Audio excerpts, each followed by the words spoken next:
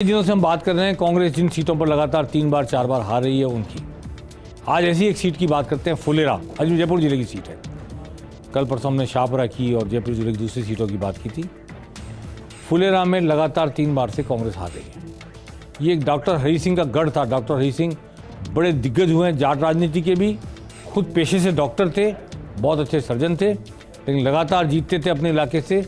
और राजस्थान के चिकित्सा मंत्री भी रहे, मंत्री रहे, कैबिनेट मंत्री। वो खुद चुनाव हार गए थे 2008 में निर्मल कुमावत से। बीजेपी ने वहाँ क्या है कि कुमावत वोट भी बहुत काफ़ी संख्या में है, तो निर्मल कुमावत को खड़ा किया। कुमावत कार्ड खेला, क्योंकि उससे पहले जाट कार्ड के आधार पे लगातार कांग्रेस जीती चली जाती थी, तो वहाँ पे निर्मल कुमावत खड़ा किया। निर्मल कुमावत जीत गए और निर्मल कुमावत ने हराया डॉक्टर हरि सिंह को 2000 वोटों से। बहुत कड़ी टक्कर हुई।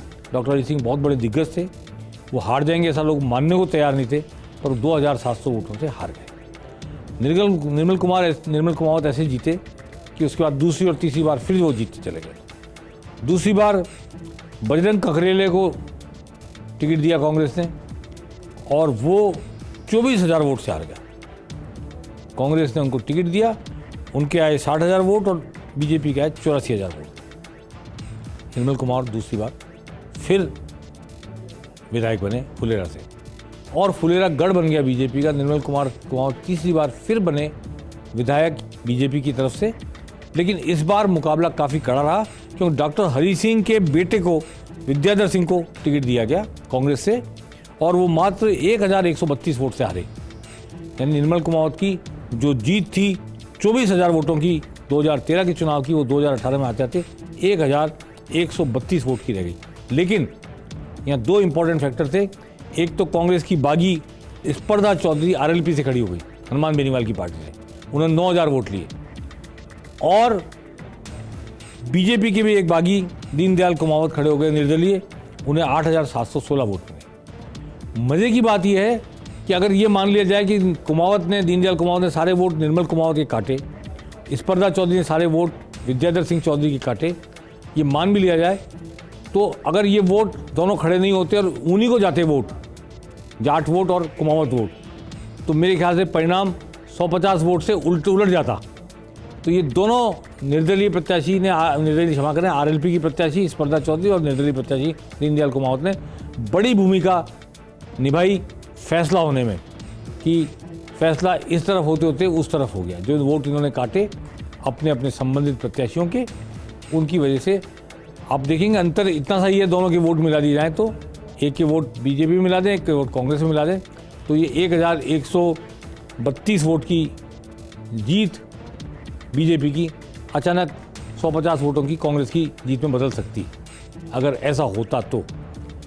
अब मैं ये कहना चाहता हूँ कि आने वाले दिनों में हम बीजेपी की ऐसी सीटों पर भी चर्चा करेंगे जहाँ लगातार 3, 4, 5 बार, और ऐसी भी सीट है जहाँ पिछले 10 चुनाव में भी बीजेपी नहीं जीती, एक बार भी नहीं जीती।